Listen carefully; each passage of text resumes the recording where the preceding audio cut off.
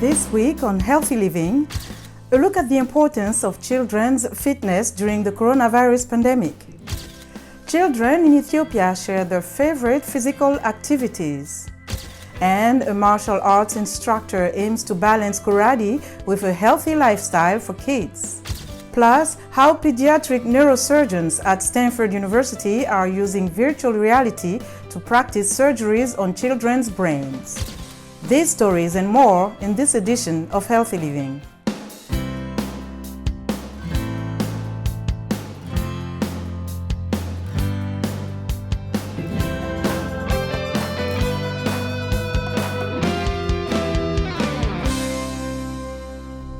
Hello, I'm Lenore Modou. Welcome to Healthy Living. As the coronavirus pandemic continues to impact our lives and daily routines, exercising is one activity we could all use more of to help both physically and mentally. How are children adapting to the new normal when it comes to staying fit? We start in Senegal, where the state of emergency was lifted at the end of June. Holiday clubs have reopened and some have chosen to limit the number of participants for safety. But it can be difficult to enforce a social distancing with children. Alison Lekogo Fernandez and Mbaye Ndir visited one of these clubs in Dakar. Take a look.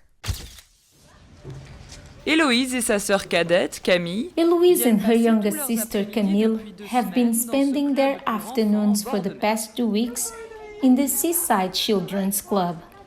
On the program, swimming, canoeing, kayaking, trampoline, or angling. There are many activities for children aged 3 to 12.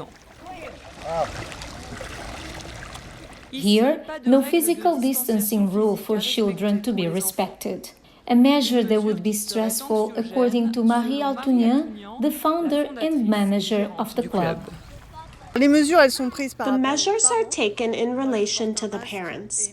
I wear a mask, as do my instructors who are in contact with the parents. However, I do not require from the lifeguards who are in direct sunlight to wear a mask. Children do not wear masks. There is a temperature measurement on arrival, monitoring of our team.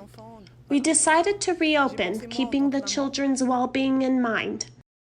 Marie is the mother of little Andrea, 5, who was disturbed by 3 months of confinement. Sedentary lifestyle, stress, anger, sleep disorders. Many children have suffered from the confinement. So the reopening of this club was a breath of fresh air for many of them. On fait de la pêche. We go fishing. Du trampoline, des fois. We do trampoline. Dans la mer, on fait du pédalo. Paddle boats. On fait du pédalo, ensuite We on jump saute in the dans l'eau. water. Après, on fait Sometimes aussi we go diving and we see moray on eels. voit des trous de murelles. Et aussi, That's why it's so good and we have so much on fun. s'amuse bien. Découvrir les Discovering marine animals, socializing, being physically active, there are many benefits. For parents too, this is a godsend in a country where it is still difficult to travel due to restrictions on air traffic. During this holiday period, many families could not go on vacation and therefore there are not many activities offered in Senegal. So it was a good alternative for the children, so they don't stay on their electronic devices all day long. Une alternative. An alternative which, however, is not within the reach of all budgets in Senegal. For a week, it costs 35,000 CFA francs, or about $60.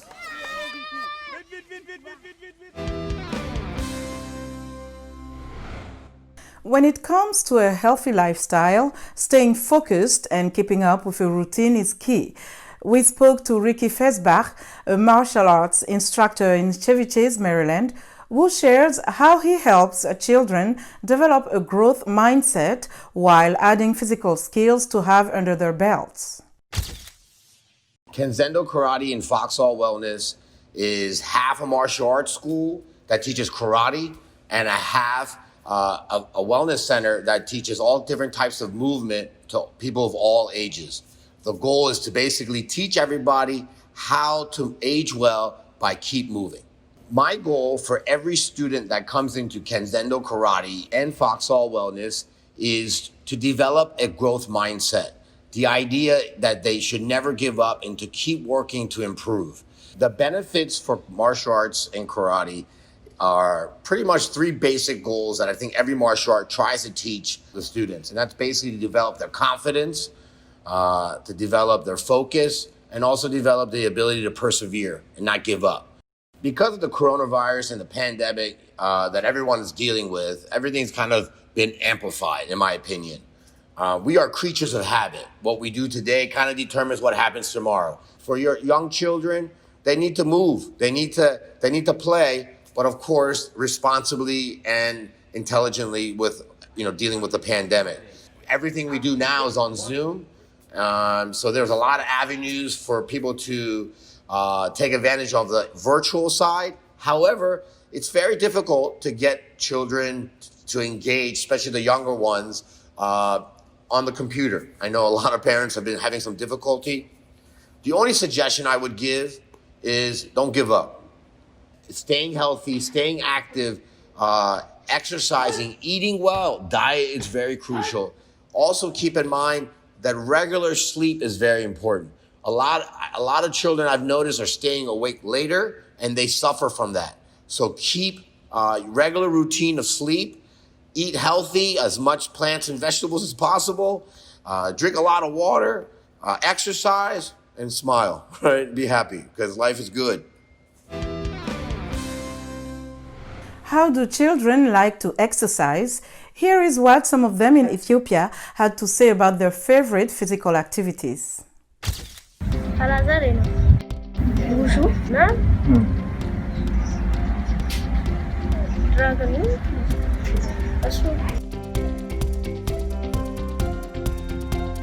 በሻሞላ የሚሰራና በእጅ የሚሰራ ስራ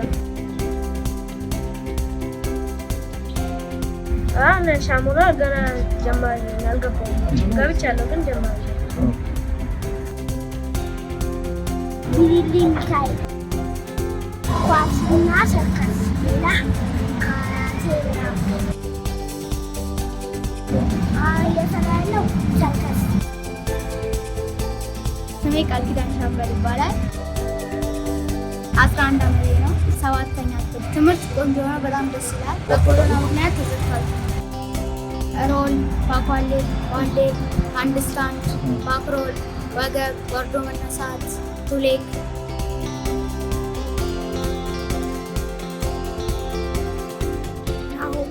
አለ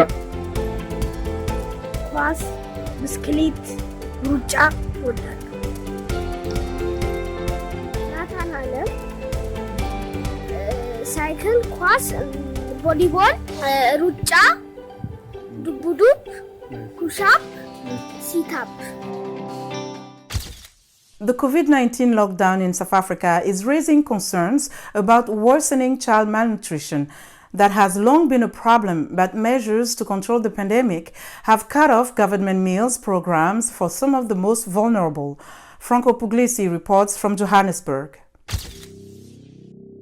The COVID-19 pandemic is intensifying the inadequacies of South Africa's food distribution systems. But securing enough food to survive is simply not enough to overcome hunger and malnutrition, says experts. It is also about what people, especially children, eat and whether it is nutritious. Over 400,000 children in that age cohort category not having access to food. So the food insecurity, and if we just look at adequate nutrition and support of children, is definitely a grave situation, a situation that requires urgent attention. Nutritious food for children is a priority for their growth, but the coronavirus lockdown has disrupted distribution. With children not being able to go to school, a lot of children have been deprived of the opportunity of having access to food. And during the lockdown period, what we have also found that many people have not been able to secure an income, to generate any form of income. People both within the formal sector and informal sector have suffered, I think, enormously as a result of this. Julia Moyo struggles to provide food for her children. As a family, we are encountering a challenge to maintain the children at the moment, since their grandmother, who was the breadwinner, passed away recently. The father of the children is now the single breadwinner, and he is also helping other family members who live nearby. Between 1/4 to 1/3 of children are stunted or too thin, according to the World Food Programme. Children are not consuming enough food with the right nutrients that are needed for their growth. Is the immediate cause of malnutrition in children. In infants and older children, it is due to poor infant feeding practices, wherein you find that most of the children are either not breastfed. And we need to remember that the greatest burden of all forms of malnutrition is shouldered by children from the poorest and most marginalized communities. As the pandemic persists and more children go hungry and suffer from malnutrition, achieving the goal zero hunger in the years to come is seriously in doubt. Franco Pugliese report for VOA News, Johannesburg.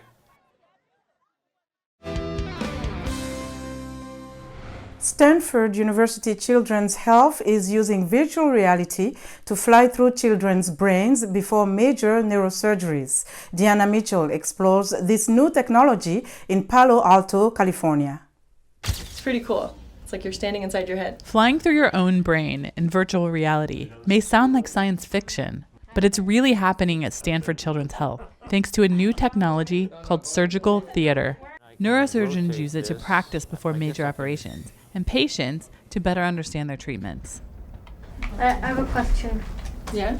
What's this? Oh, that's a little plate we put in to keep your bone in place, so that way you can ride your bicycle again. This is layers from all the pictures that you have ever taken. Yeah, so it's that's gonna merge them. It's not just pre-op, it's actually I thought it yesterday's was- MRI is included. Yeah. Okay. Wow. So about 18 months ago, Alex started developing seizures out of nowhere, and we came for treatment to LPCH. He was operated on by Dr. Grant and is now doing very well, we're happy to report. Dr. Grant and colleagues use surgical theater to train before major surgeries and also during operations. We're going to fly through here in a moment to take a good look around. It really took something like surgical theater to take the patient's scans and integrate it in 3 dimensions and to look around it and fly through it. A surgical theater technician works on site at Stanford to transform various medical scans into a VR experience. So I can manually go in to their scans and actually color in these lesions. So it makes it a lot clearer when you see it colored in. It helped us visualize much more clearly what was going on, where actually the electrodes were placed and how the brain really looked and how the skull and everything looks now. It's incredible. Virtual reality, making real-life surgeries better for kids, parents, and doctors. Dina Mitchell for VOA News, Palo Alto, California. For the latest news and coverage on the coronavirus, stay connected to Voice of America at voanews.com. You can follow me on Twitter at Linochmudu. That's our show for today. Until next time, don't forget to wash your hands often, stay well, and strive to make every day a healthy day.